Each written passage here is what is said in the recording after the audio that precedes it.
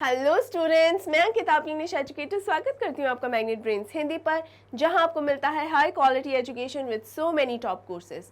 चाहे CBSE board हो या फिर UP, MP, Bihar, Rajasthan, Delhi board, class 6 से लेकर क्लास 12 तक के स्टूडेंट्स के लिए ये सभी कोर्सेज अवेलेबल हैं और वो भी एकदम फ्री ऑफ कॉस्ट। यानी स्टूडेंट्स, आपको इनमें से किसी भी कोर्स के लिए कुछ भी पे करने की ज़रूरत नहीं है। ये बहुत ही अच्छी अपॉर्चुनिटी है जिसका फ़ायदा आपको ज़रूर से ज़रूर उठाना चाहिए। इसके अलावा अगर आपको ई बुक्स या ई नोट्स चाहिए तो मेक श्योर कि आप डिस्क्रिप्शन बॉक्स में इनके लिए दिए गए लिंक पर क्लिक ज़रूर करें। जैसे ही आप ई बुक्स और ई नोट्स के लिए जो लिंक्स अवेलेबल हैं डिस्क्रिप्शन बॉक्स में, उन पर लिंक क्लिक करते हैं, आपको सारी की सारी जानकारी उनसे रिलेटेड मिल जाएगी। एकदम ऑर्गेनाइज्ड फॉर्मेट में ये सब अवेलेबल है students with so many practice sets. तो मेक श्योर आप इस अपॉर्चुनिटी का फ़ायदा भी उठाएं। इस इंपॉर्टेंट इन्फॉर्मेशन के बाद हम बढ़ते हैं हमारे आज के टॉपिक पे, जो कि है आपका जो हॉर्नबिल का पहला चैप्टर है, the portrait of a lady. आज हम कवर करेंगे इसके एनसीईआरटी सॉल्यूशंस। तो चलिए स्टूडेंट्स, जल्दी से हम इस वीडियो को स्टार्ट करते हैं और साथ ही मैं आपको ये बता दूं कि इन एनसीईआरटी सॉल्यूशन से आपको इस चैप्टर की और भी बेहतरीन और गहरी समझ होगी, राइट। जो सबसे पहला सेक्शन हम यहाँ पे कवर कर रहे हैं वो है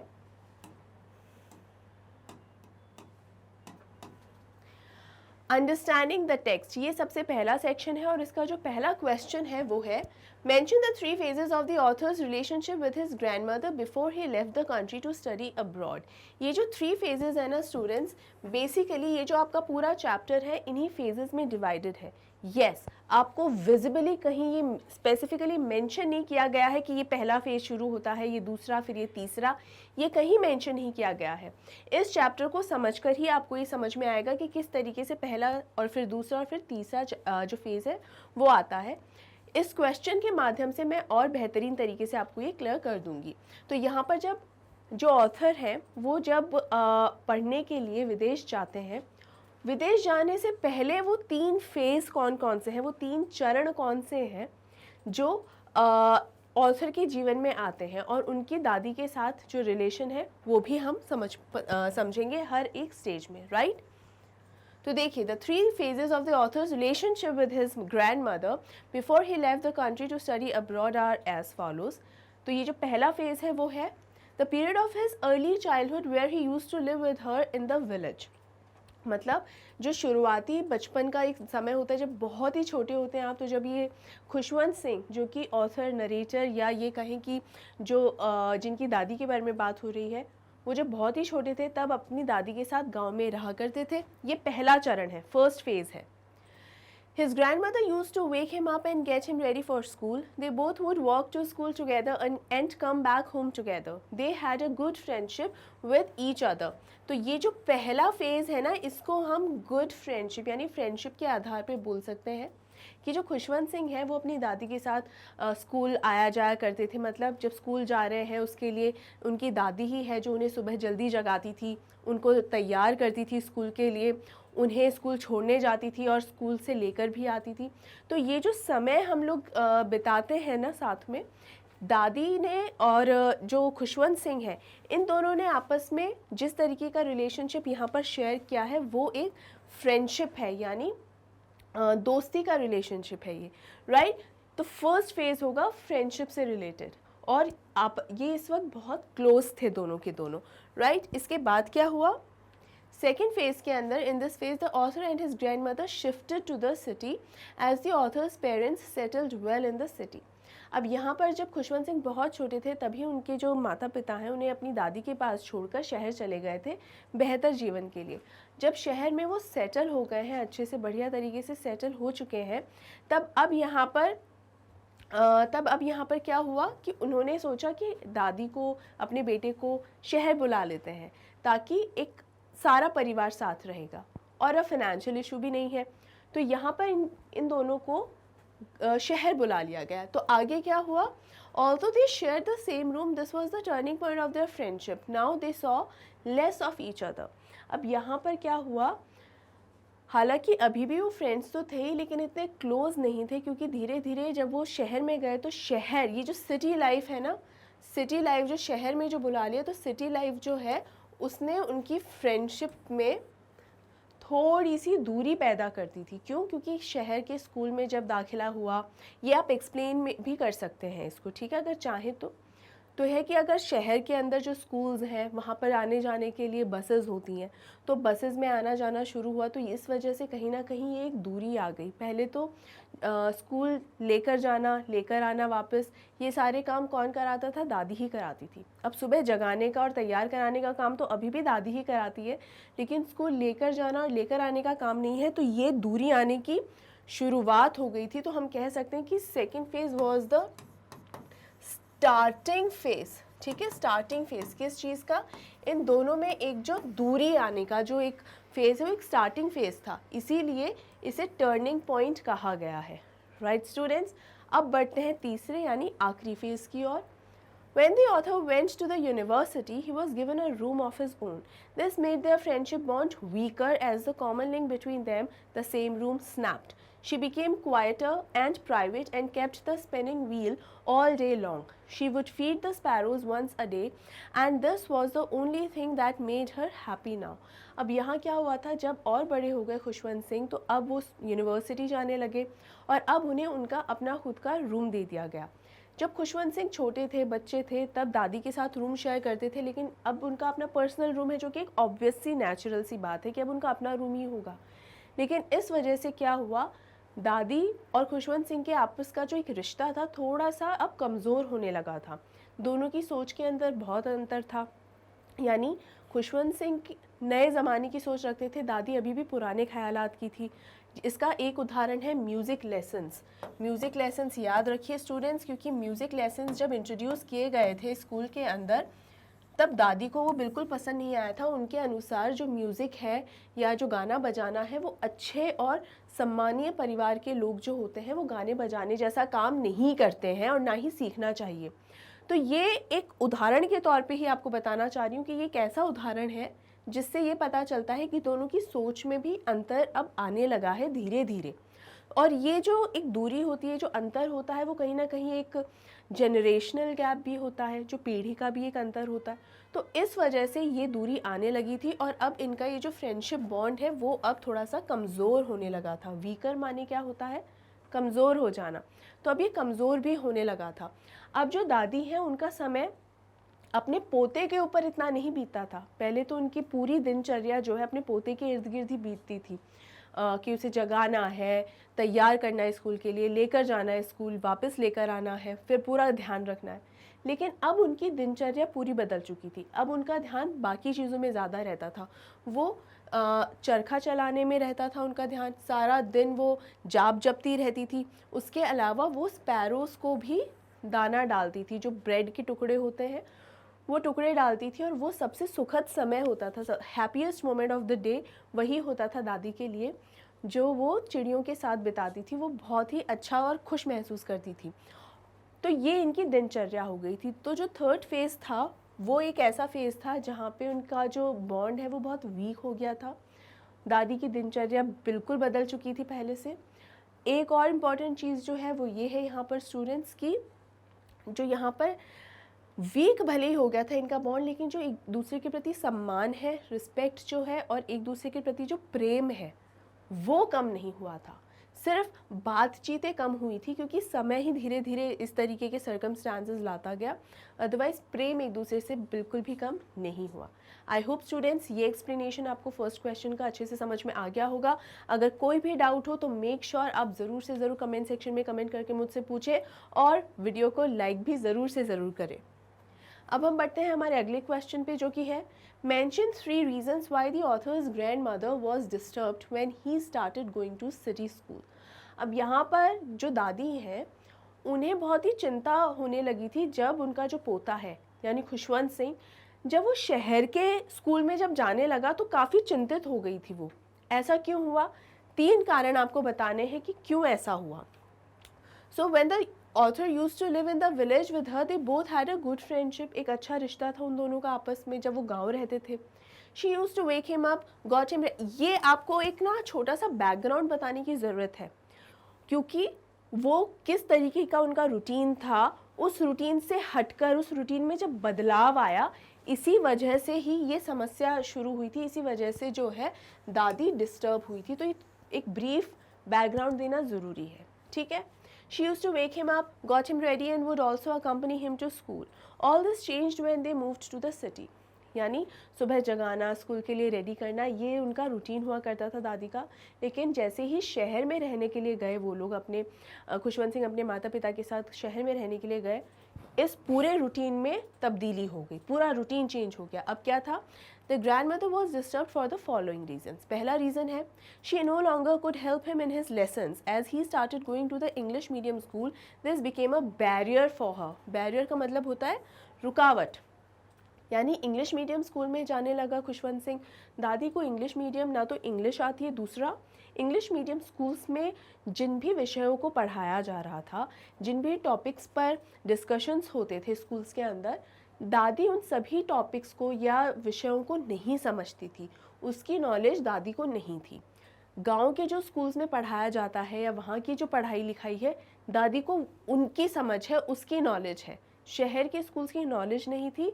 इसी वजह से दादी चिंतित हो गई थी कि ना जाने मेरे पोते को क्या ही पढ़ाया जा रहा है, क्या ये मीनिंगफुल भी है कि नहीं। दूसरा रीज़न है, there were no teachings about God and the scriptures. पहली चीज़ तो ये प्रॉब्लम हुई कि जो भी उसे पढ़ाया जा रहा है उसका कोई मतलब नहीं है।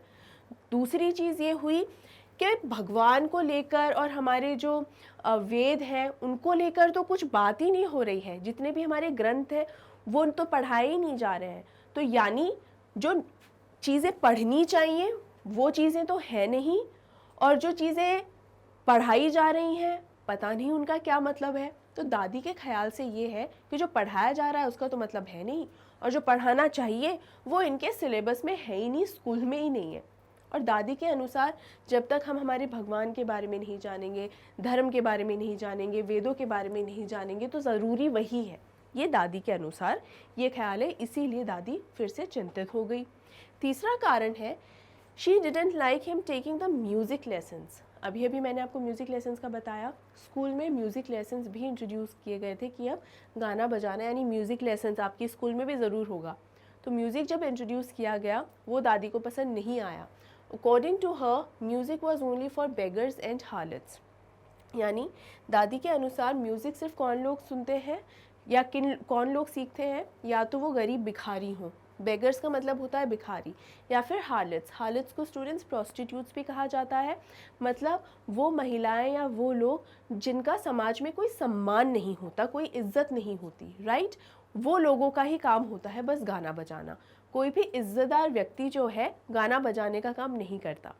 ये ख्यालात हैं दादी के, और इन्हीं सब रीज़न्स के कारणों की वजह से दादी चिंतित रहती थी कि पता नहीं मेरे बेटे को कहाँ, मेरे पोते को एक्चुअली कहाँ पढ़ने के लिए भेज दिया गया है। आई होप स्टूडेंट्स आपको ये क्वेश्चन और इसके आंसर का भी एक्सप्लेनेशन अच्छे से समझ में आ गया होगा। थर्ड क्वेश्चन है, mention 3 ways in which the author's grandmother spent her days after he grew up। यानी आपको ये 3 ways बताने हैं जिसके अंदर जो ऑथर की जो ग्रैंड मदर है यानी जो दादी हैं, उन्होंने अपने दिन जो अपना समय है वो किस तरीके से स्पेंड किया करती थी, राइट। तो देखिए, his grand mother change a lot since he grew up. देखिए यहाँ पर आफ्टर ही ग्रू अप मतलब जब छोटा था खुशवंत सिंह तब तो एक अलग दिनचर्या थी दादी की। उनका सारा दिन, उनकी हर गतिविधि, उनका हर एक्शन जो है खुशवंत सिंह के ही इर्द गिर्द होता था। लेकिन अब जब खुशवंत सिंह बड़े हो गए हैं तब दादी की दिनचर्या में भी बदलाव हो गया है। क्या क्या बदलाव है वो? पहला है, she would spend her day at the spinning wheel, chanting prayers and feeding sparrows. ये 3 चीज़ें हैं। यानी एक तो वो चरखा चलाती रहती थी, पहली चीज़। एक दूसरी चीज़ क्या करती थी, सारा दिन जाप जपती थी। उनकी जो रोज़री या जो जाप माला है, सारा दिन वो जाप करती रहती थी, प्रार्थना बोलती रहती थी। तीसरी चीज़ जो वो रेगुलर तौर पे करती थी वो थी चिड़ियों को दाना डालना या ब्रेड के टुकड़े डालना, ये काम करती थी। Right students, this was the easiest one so far. I hope आपको ये भी अच्छे से समझ में आ गया होगा। अगले क्वेश्चन की ओर बढ़ते हैं। क्वेश्चन 4 है, mention the odd way in which the author's grandmother behaved just before she died. Odd का मतलब होता है अजीबोगरीब या अटपटा भी कह सकते हैं। इसका मतलब है कि जब खुशवंत सिंह की दादी का अंत समय आया था, यानी जब उनकी मृत्यु हो गई थी, उसके ठीक पहले कुछ समय तक वो बहुत ही अजीबोगरीब तरीके का बिहेव कर रही थी। तो आपको बताना है कि वो किस तरीके से बिहेव कर रही थी। बहुत ही अलग और अजीबोगरीब तरीके से उन्होंने बिहेव किया था। तो वो क्या था? She didn't pray the evening before dying.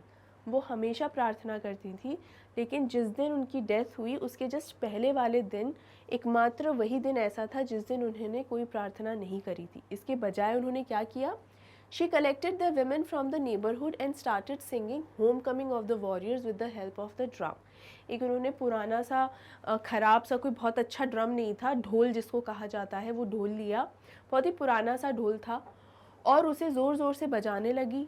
आस पड़ोस की सभी महिलाओं को भी इकट्ठा कर लिया और ज़ोर ज़ोर से ढोल को भी बजाने लगी, ज़ोर ज़ोर से गीत गाने लगी, गाना गाने लगी। और कौन सा गाना गाने लगी? जब योद्धा वापस अपने घर लौट कर आते हैं तो वो वाले गाने गाने लगी। मतलब वो बहुत ही अजीबोगरीब तरीके से बर्ताव कर रही थी। The next morning when she fell ill, she said her end was near. She started praying peacefully while laying on her bed. She refused to talk to anyone during her last hours. यहाँ ये हुआ कि वो बहुत थक गई थी, क्योंकि वो उन्होंने इतना अपने आप को एग्जॉस्ट कर लिया था ड्रम बजा के। तो वो इतना ज़्यादा थक गई थी कि अगली सुबह वो थोड़ी सी उन्हें बुखार आ गया था। हालांकि डॉक्टर ने तो कहा था कि थोड़ा हल्का सा बुखार है, ठीक हो जाएंगी, लेकिन दादी को यकीन था कि नहीं, अब वो नहीं बचेंगी, उनका अंत समय आ गया है। और आखिरी समय पे अपने बिस्तर पर लेटे लेटे उन्होंने कुछ प्रार्थनाएं करी, सिर्फ अपने मन में ही जाप जपती रही। उन्होंने किसी से कोई बातें नहीं की, क्योंकि इस वक्त उनका ख्याल था कि वो किसी से भी बातें कर कर अपना समय बर्बाद नहीं करना चाहती, ख़राब नहीं करना चाहती। इनफैक्ट वो अपनी प्रार्थनाओं पर फोकस करना चाहती हैं। और इसी तरह प्रे करते करते करते ही उन्होंने अपना आखिरी सांस ली।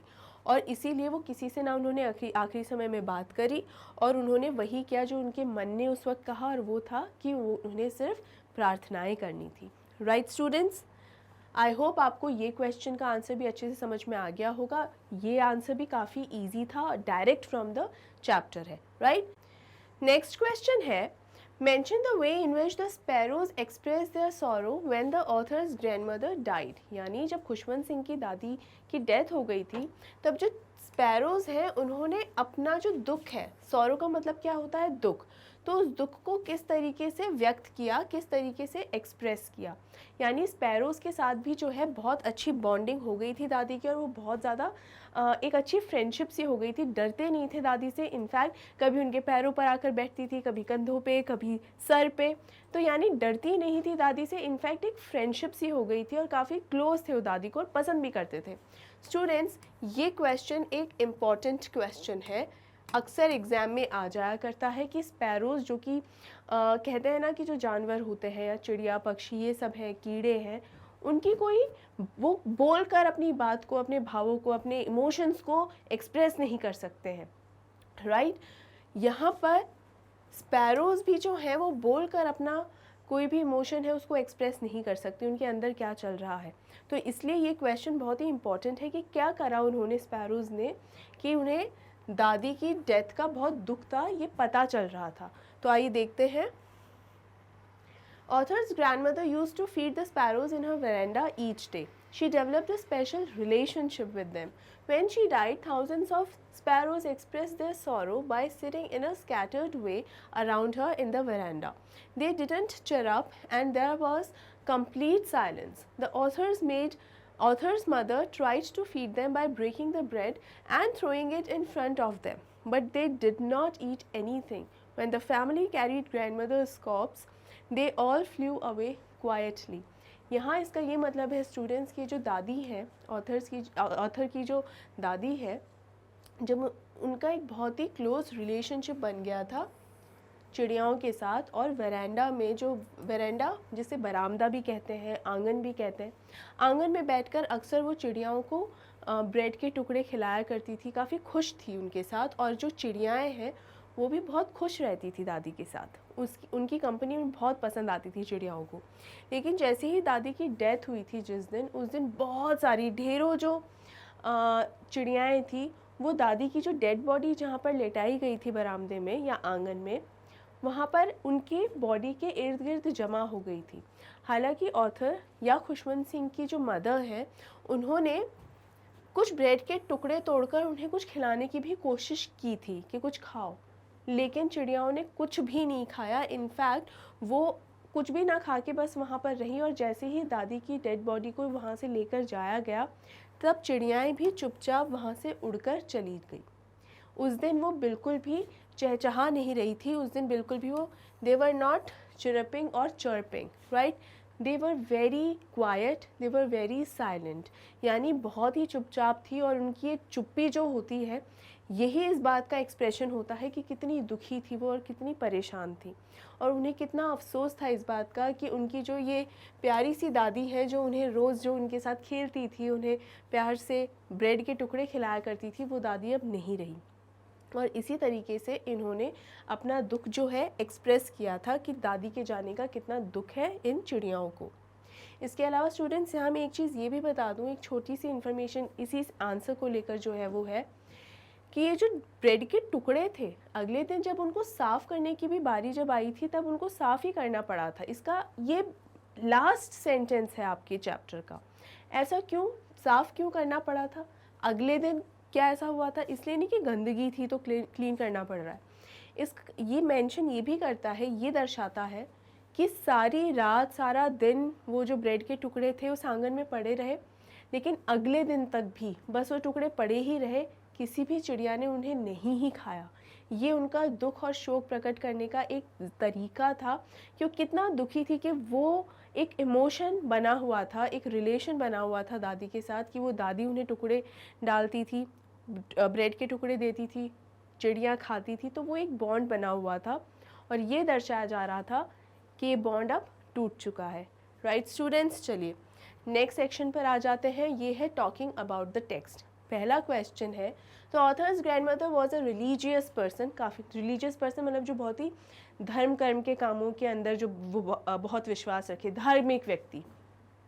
What are the different ways in which we come to know this? मतलब हमें कैसे पता चलता है कि जो दादी हैं, किन किन तरीक़ों से, किस ज़रिए से पता चलता है कि दादी जो है वो बहुत ही एक रिलीजियस पर्सन है, धार्मिक व्यक्ति, कैसे पता चलता है? When she lived in the village with the author, she used to sing prayers in a monotonous sound while getting him ready each morning. She used to walk the author, मतलब सबसे पहले तो ये कि जैसे ही जब वो गांव में रहते थे ये लोग, तब जो दादी हैं वो जब रेडी कर रही होती थी खुशवंत सिंह को, तो उसको तैयार करते करते वो प्रार्थनाएं अपनी जो उन्हें शी केप्ट ऑन चैंटिंग, मतलब वो चैंट ही करती रहती थी हर वक्त, अपनी जो प्रार्थनाएं हैं वो बोलती रहती थी हर समय। एक तो ये, she used to walk the author to his school and then visit the temple attach to the school every day. जब अपने पोते को स्कूल छोड़ने जाती थी तो उस स्कूल से ही लगा हुआ जो मंदिर था, स्कूल में छोड़ने के बाद वो खुद उस मंदिर में चली जाती थी। She would sit and read scriptures. Later when they moved to the city, she would carry the beads of the rosary with her all the time. यानी वो वहाँ पे मंदिर में चली जाती थी और मंदिर में बैठकर स्क्रिप्चर्स पढ़ती थी, यानी जो भी वेद हैं या ये जो जितने भी ग्रंथ हैं उनका पाठ पढ़ती रहती थी। जब सिटी के अंदर, शहर में ये लोग आ गए, तब वो अपनी रोसरी यानी जो जाप माला थी वो भी अपने साथ लेकर आई और हर समय जाप करती रहती थी। She would continuously chant her prayers and her hands remained busy in telling the beads, यानी हर वक्त वही जाप करती रहती थी। हर समय आपने कई बुज़ुर्गों को देखा भी होगा कि उनके हाथों में मणके की माला होती है, राइट, या रुद्राक्ष की माला होती है, अलग अलग ऐसी मालाएं होती हैं। तो वो हर वक्त उन मालाओं को ऐसे घुमाते रहते हैं हाथ में और प्रार्थनाएं करते रहते हैं।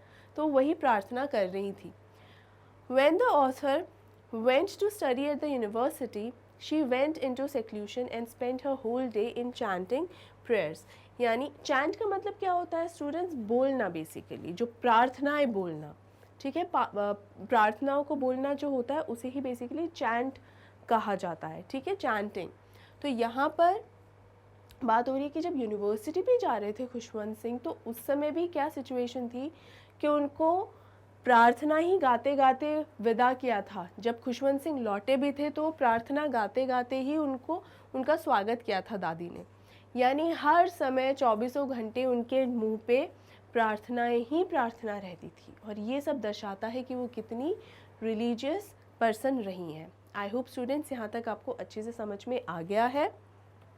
नेक्स्ट क्वेश्चन है, describe the changing relationship between the author and his grand mother. Again a very important question students, very important. Did their feelings for each other change. मतलब यहाँ सबसे पहले ग्रैंड मदर जो दादी हैं और खुशवंत सिंह हैं उनके आपसी रिलेशनशिप के बारे में पूछा है, और ये पूछा है कि क्या समय के साथ उसमें कोई बदलाव आया था क्या. In the early days they both shared a good bond. यानी शुरुआत में दोनों का ही रिश्ता काफ़ी अच्छा था. She would get him ready for school, accompany him and would come back with him later in the day. यानी पहले वो स्कूल के लिए उसे तैयार करती थी, स्कूल लेकर जाती थी और स्कूल से वापस घर पर भी लेकर आती थी. She would help him with his studies and would teach him prayers by singing in a monotonous tone every morning. वो उसे उसकी पढ़ाई में भी, खुशवंत सिंह को उसकी पढ़ाई में भी बहुत सहायता किया करती थी, क्योंकि गांव में जहाँ पर ये लोग रहते थे वहाँ की पढ़ाई दादी को समझ में आती थी, तो वो पढ़ाई में भी मदद कर पाती थी खुशवंत सिंह की. और सारा दिन एक ही सुर में, मोनोटोनस का मतलब होता है बिल्कुल एक जैसा, रोज़ एक जैसा, मोनो मतलब सिंगल टोन में एक जैसा ही बस वो चलता रहना कोई चीज़, तो उसी एक ही धुन के अंदर बस वो अपना प्रार्थनाएं गाती रहती थी बस. When they moved to the city, their relationship was strained. लेकिन जब वो लोग शहर के अंदर शिफ्ट हुए, शहर के घर में गए, तब उनके रिलेशनशिप में कुछ बदलाव हुए. He started going to an English medium school. She would no longer accompany him to the school or could not help him with the lessons. अब जो समय खुशवंत सिंह अपनी दादी के साथ बिताया करते थे वो समय अब उन्हें नहीं मिलता था. क्यों?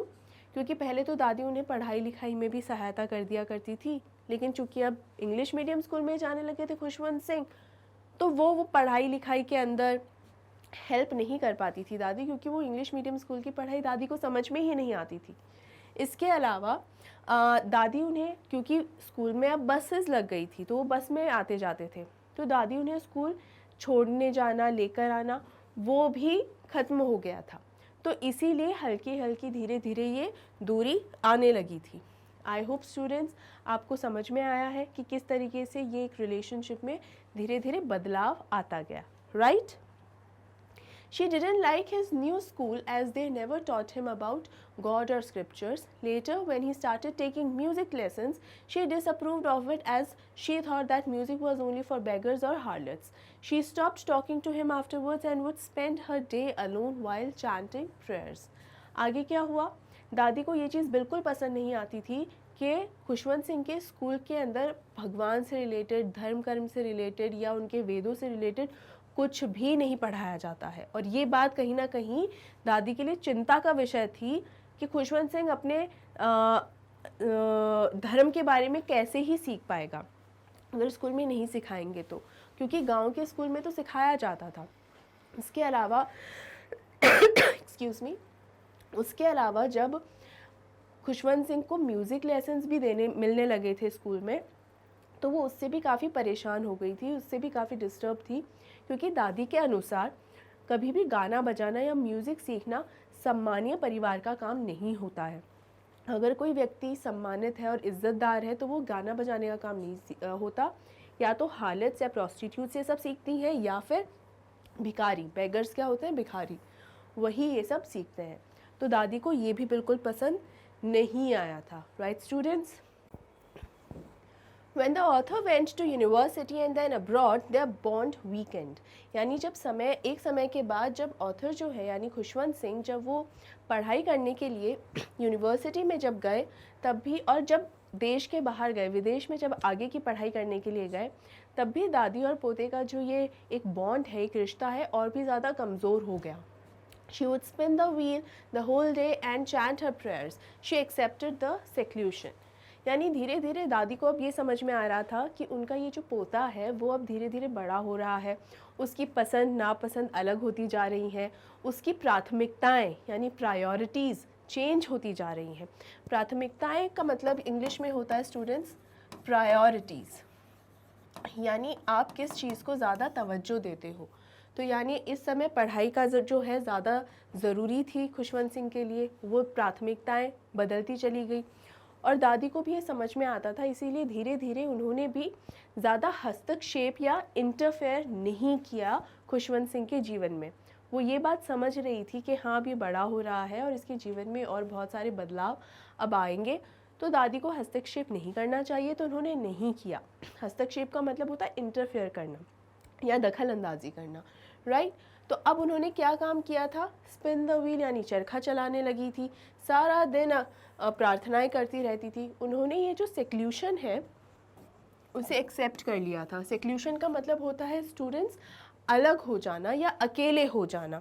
तो उन्होंने ये जो उनका एक अकेलापन था उसे एक्सेप्ट कर लिया। उन्होंने ये स्वीकार कर लिया कि मेरा पोता जब छोटा था तब वो मेरे पास जितना रहता था, जब वो मुझ पर जितना निर्भर था, जब छोटा था तब मुझ पर जितना निर्भर था, आज के समय पे वो मुझ पर उतना निर्भर नहीं है।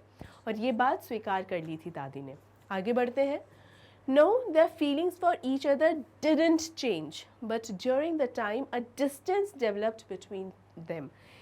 ये बहुत ज़्यादा इम्पॉर्टेंट है। दोनों के बीच में दूरी ज़रूर आ गई थी। अलग अलग कारण हैं जो मैंने आपको समझाए हैं कि कभी पसंद नापसंद मेल नहीं खाती, सोच विचार मेल नहीं खाते, इस वजह से थोड़ी दूरी ज़रूर आ गई थी। लेकिन इसका ये अर्थ नहीं है कि वो दोनों अपने आप एक दूसरे को पसंद नहीं करते थे। They still loved each other. जो दादी हैं वो खुशवंत सिंह को और खुशवंत सिंह अपनी दादी से अभी भी बहुत प्यार करते हैं, बहुत प्रेम करते हैं दोनों एक दूसरे से, और लगाव है दोनों का एक दूसरे के प्रति। हाँ, डिस्टेंस आ गया था, एक दूरी आ गई थी, जिसका कारण मैं ऑलरेडी आपको बता चुकी हूँ। आई होप स्टूडेंट्स यहाँ तक आपको अच्छे से क्लियर हो गया होगा। नेक्स्ट क्वेश्चन है, would you agree that the author's grandmother was a person strong in character? If yes, give instances that show this. मतलब क्या आपको ऐसा लगता है कि जो दादी हैं वो काफ़ी स्ट्रॉन्ग और काफ़ी मजबूत महिला रही होंगी, मतलब बहुत काफ़ी स्ट्रॉन्ग रही होंगी? अगर हाँ, अगर ऐसा लगता है तो वो उदाहरण दीजिए। इंस्टेंस का मतलब होता है उदाहरण देना, तो वो उदाहरण दीजिए इस चैप्टर में से जो आपकी इस बात को सपोर्ट करे। Yes, the grandmother was a strong person in character. मतलब दादी का जो चरित्र है, चरित्र का यहाँ मतलब है कि जो पर्सनालिटी है दादी की, जिस प्रवृत्ति की या जिस नेचर की, एटीट्यूड की महिला है दादी, वो एक बहुत ही ज़्यादा मजबूत और बहुत ही ज़्यादा स्ट्रॉन्ग महिला रही हैं। The instances to show this are as follows. और इसको दर्शाने के क्या क्या तरीके हैं देखिए। She had her own thoughts about schools and their teachings. She considered learning scriptures a better thing than studying science और English। यानी ये सब्जेक्ट्स पढ़ने के अलावा और भी बहुत ज़रूरी चीज़ें हैं जिन्हें स्कूल में पढ़ाना चाहिए। और वो क्या क्या है?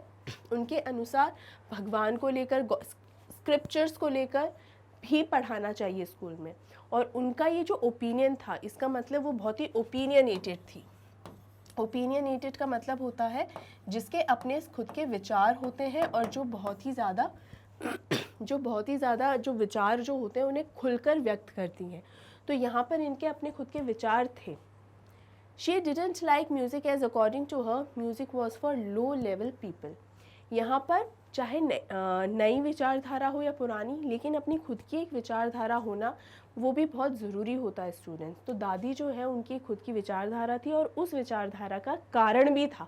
ऐसा नहीं बस हवा में कुछ भी सोच रखा है, उसका एक कारण भी था। जैसे म्यूज़िक को वो पसंद नहीं करती थी क्योंकि उनके अनुसार म्यूज़िक को वो लोग अपनाते हैं जिनका मान सम्मान समाज में नहीं होता, राइट। तो उनका ये ओपिनियनेटेड होना ही ये दर्शाता है कि वो कितनी स्ट्रॉन्ग रही है। इसके अलावा उन्होंने सेक्लूशन एक्सेप्ट किया, ये एक्सेप्ट किया कि हाँ उनका जो बेटा जो है, उनका जो पोता जो है वो उनसे दूर है, तो वो बड़ा हो रहा है, उसकी विचारधाराएं अलग हैं। तो इस सत्य को भी उन्होंने एक्सेप्ट किया, ये भी उनकी स्ट्रेंथ को दर्शाता है। When the author went to the university in seclusion, she would spin the wheel, chant prayers, tell beads and feed breadcrumbs to the sparrow। यानी उन्होंने इस सेक्लूशन को एक्सेप्ट किया। यानी इसका ये मतलब नहीं रहा कि अब उनका पोता बोलता नहीं है तो बस वो दुखी हो गई, परेशान, निराश, हताश हो गई, ऐसा कुछ नहीं। बल्कि उन्होंने अपना ध्यान दूसरी ओर केंद्रित कर लिया। कहाँ कहाँ वो चरखा चलाने लग गई, प्रार्थनाएं करने लग गई, या चिड़ियाओं को दाना डालने लग गई, ब्रेड क्रम्स खिलाने लग गई। तो उनका जो ध्यान है उन्होंने दूसरी तरफ केंद्रित कर लिया और उन्होंने अपना सेक्लूजन स्वीकार कर लिया, एक्सेप्ट कर लिया कि हाँ मेरा पोता बड़ा हो गया है और उसकी प्राथमिकताएं बदल गई हैं। When she sang the homecoming of the warriors for hours and didn't stop even when her family tried a million times. अब यहाँ पर स्ट्रेंथ की बात क्या हो रही है कि कहीं ना कहीं home coming of the warriors का क्या मतलब है, यहाँ पर जब योद्धा युद्ध से वापस लौट कर आते हैं, वो यहाँ पर मीनिंग है इसका।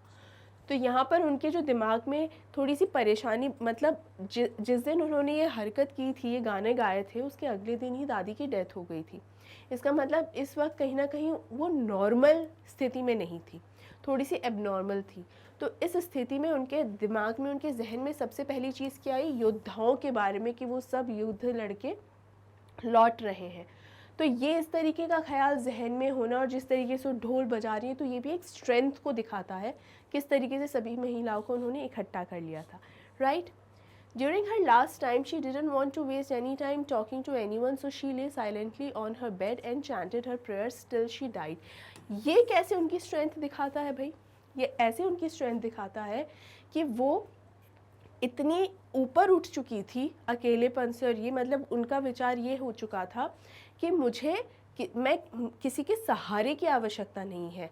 वो ना तो दूसरे पर किसी पर निर्भर थी, और वो ये भी समझ चुकी थी कि मेरे परिवार वाले, ख़ास तौर से मेरा पोता, मुझ पर निर्भर नहीं है। और इस बात को स्वीकार करना किसी भी माँ बाप के लिए या पोता पोती के लिए आसान नहीं होता है, मुश्किल होता है। क्योंकि हमेशा से जो, ख़ास तौर पे अगर माता पिता की मैं बात करूं, तो उनके दिमाग में क्या होता है कि मेरे जो बच्चे हैं उन्हें हर वक्त मेरी ज़रूरत पड़ती है, तो ये एक इम्पॉर्टेंस फील होती है। दादा दादी को भी यही महसूस होता है कि हाँ, हम हमारे पोते पोतियों के लिए बहुत इम्पॉर्टेंट है, हर चीज़ के लिए ज़रूरत पड़ती है। जैसे जैसे बच्चे बड़े होते जाते हैं, उन्हें ये जो ज़रूरत है पढ़ना कम हो जाता है। दादा दादी के लिए या माता पिता के लिए ये स्वीकार करना मुश्किल होता है कि अब हमारे बच्चों को हमारी उतनी आवश्यकता नहीं है जितनी तब थी जब वो छोटे थे। और सीधी सी बात है, तो वो जो ज़रूरत ख़त्म होने लगती है, वो समय पसंद नहीं आता है कभी ना कभी। लेकिन दादी ने इस बात को बहुत बढ़िया तरीके से एक्सेप्ट किया था, स्वीकार किया था, और उन्होंने अपना समय, आखिरी समय जो उनको खुद को एहसास हो गया था कि ये मेरा आखिरी समय है, वो समय उन्होंने कहाँ लगाना ज़्यादा ज़रूरी समझा था, वो उन्होंने ज़रूरी समझा प्रार्थना करने में, कि मैं इनसे बात करके, वो समय उन्हें लगा कि मैं अपने परिवार वालों से बात करूँगी तो वो तो समय गंवाना हो गया। तो आखिरी समय में उन्होंने सिर्फ ध्यान केंद्रित करके अपनी प्रार्थना ही करी थी, और इसलिए दादी स्ट्रेंथ यहाँ पर उसका प्रतीक होती है, मजबूती का, स्ट्रेंथ का एक प्रतीक होती है। राइट स्टूडेंट्स, आई होप आपको ये एक्सप्लेनेशन अच्छे से क्लियर है। आगे बढ़ते हैं। नेक्स्ट क्वेश्चन है, have you known someone like the author's grandmother? Do you feel the same sense of loss with regards to someone whom you have loved and lost? अब यहाँ स्टूडेंट्स, ये जो आपसे क्वेश्चन पूछा गया है, ये एक ओपिनियन पूछा गया है, although I do have an answer for this, लेकिन ये इस तरीके का क्वेश्चन है जिसका आंसर आप स्वयं से भी बना सकते हो, that is not a problem. तो मैंने तो यहाँ स्टोरी की तरह ही क्रिएट किया है। बाकी अगर आपका कभी कोई ऐसा एक्सपीरियंस रहा हो या आपने किसी और का एक्सपीरियंस सुना हो, तो उस अनुसार भी आप अपना आंसर फ्रेम कर सकते हैं। Yes, I knew someone like the author's grandmother. It was my own grandmother who passed away recently. The intense sense of loss is very heart-wrenching as I spent almost 15 years of my life with her. यानी यहाँ basically यही बताया जा रहा है कि किसी व्यक्ति के साथ, खास तौर से यहाँ पर दादी के लिए पूछा गया है, कि जिसके साथ आपने बहुत ज़्यादा समय बिताया होता है, 15 साल बिताए हैं, जब अचानक से आप उसे खो देते हो तो आपको बहुत दुख होता है। तो स्टूडेंट्स, ये तो यहाँ पर आंसर मैंने बनाया है, आप अपना भी एग्जाम्पल या अपने आपके किसी करीबी का या कोई नोन अगर ऐसा एक्सपीरियंस है, आप उसे लिख सकते हैं। लेकिन ऐसे आंसर्स को कभी कोशिश कीजिए कि आप नो के हिसाब से आंसर नहीं किए, कि that no I have no such experience.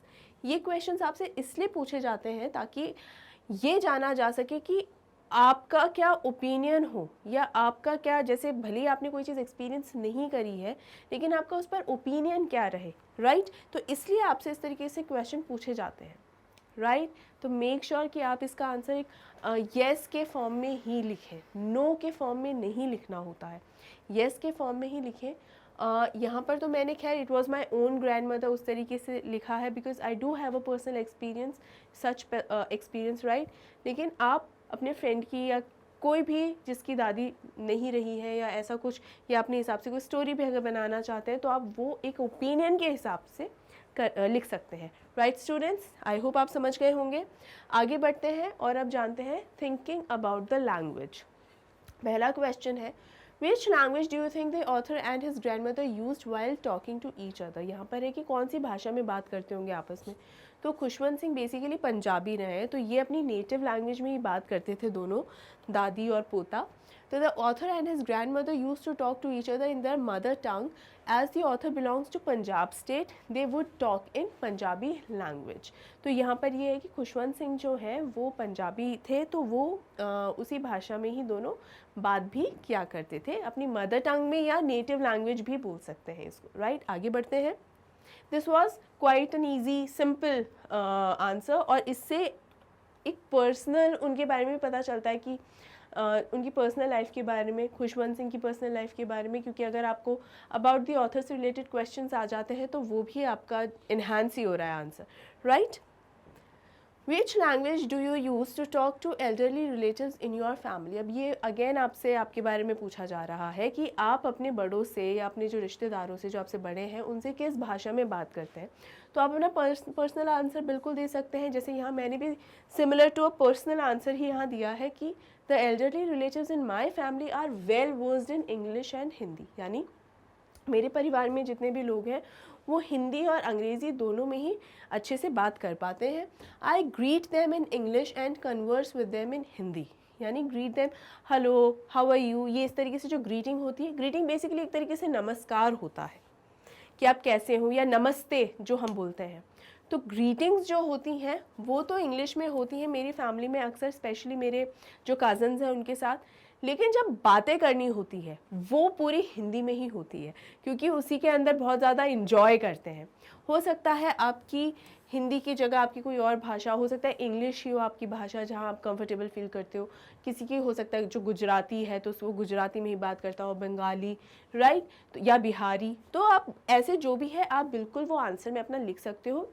इस आंसर को, इस तरीके के जो क्वेश्चंस होते हैं उनके आंसर्स को आप अपने हिसाब से मॉडिफाई कर सकते हो, लेकिन पॉजिटिव वे में ही आंसर होने चाहिए, राइट स्टूडेंट्स। क्लियर है, आगे बढ़े। Next is how would you से अ dilapidated drum in your language. dilapidated drum का मतलब क्या होता है स्टूडेंट्स? फटा पुराना ढोल। एक्चुअली ढोल ही होता है, ये एक एक्चुअल वर्ड है ढोल, या ड्रम भी कहते हैं कई जगह, लेकिन ढोल शब्द ही होता है ये जो इंस्ट्रूमेंट होता है, राइट। और इसके लिए जो भी जैसे ड्रम तो इंग्लिश वर्ड है, लेकिन इसको हिंदी जैसे शब्द की तरह भी इस्तेमाल किया जाता है कई जगह, कि ये मान लिया जाता है कि हिंदी ड्रम है, राइट। तो यहाँ पर फटा पुराना ढोल यही होता है कि एकदम ख़राब सा, जिसकी हालत एकदम खस्ता हो, ये शब्दावली इस्तेमाल की जाती है एक ख़राब ड्रम के लिए, जो या dilapidated ड्रम के लिए, राइट स्टूडेंट्स। तो अगर आपके में कुछ और भाषा इस तरीके की कोई शब्द इस्तेमाल किया जाता हो जो लिखने लायक है, बिल्कुल जैसा मैं बता रही हूँ पॉजिटिव, कभी भी कोई ऐसा आंसर या ऐसे शब्द नहीं लिखने हैं जो नहीं लिखने चाहिए आप लोगों को। You are smart enough, you are senior students now, you are smart enough to understand कि आपको क्या नहीं अपने आंसर शीट्स में लिखना है, राइट। चलिए आगे बढ़ते हैं। Can you think of a song or a poem in your language that talks of home coming. Home coming की मतलब जो घर वापस लौट कर आ रहे हैं, ऐसी कोई पोअम के बारे में क्या आप जानते हैं? तो ऐसे वैसे तो बहुत सारे एग्जाम्पल्स हैं, लेकिन एक ऐसी पोअम है रॉबर्ट फ्रॉस्ट की, stopping by the woods on a snowy evening. अगर ये पोअम नहीं पढ़ी है स्टूडेंट्स तो प्लीज़ पढ़िए, छोटी सी ही पोअम है और बहुत बहुत अच्छी है। इसकी कुछ लाइनें आज तक बहुत ज़्यादा फेमस हैं, आज तक बहुत ज़्यादा, जैसे एक इसकी लाइन है कि I will do so many things before I sleep. ये जो बिफोर आई स्लीप है ना, I have to go miles and miles before I sleep. इसका मतलब ये है कि अभी तो सोने से पहले, सोना मतलब नींद लेना नहीं, मरने से पहले अभी तो मुझे और भी बहुत कदम चलने हैं, मीलों तक जाना है। ये मीलों तक जाने का मतलब है कि मुझे अपने जीवन में अभी बहुत कुछ करना है, अभी तो सब कुछ बचा है। तो मरने से पहले मैं वो सारे काम करूं। तो ये भी एक होम कमिंग की थीम पर ही है। इसके अलावा और भी काफ़ी सारी पोम्स हैं जो होम कमिंग की थीम पर है, राइट, जिसमें से stopping by the woods on a snowy evening एक है और रॉबर्ट फ्रॉस्ट द्वारा लिखी गई है। तो रॉबर्ट फ्रॉस्ट तो वैसे भी नेचर के बारे में बात करना कभी नहीं भूलते हैं अपनी पोम्स में। बहुत ही शानदार पोम है। आई होप स्टूडेंट्स ये वाला आंसर भी आपको क्लियर हो गया होगा।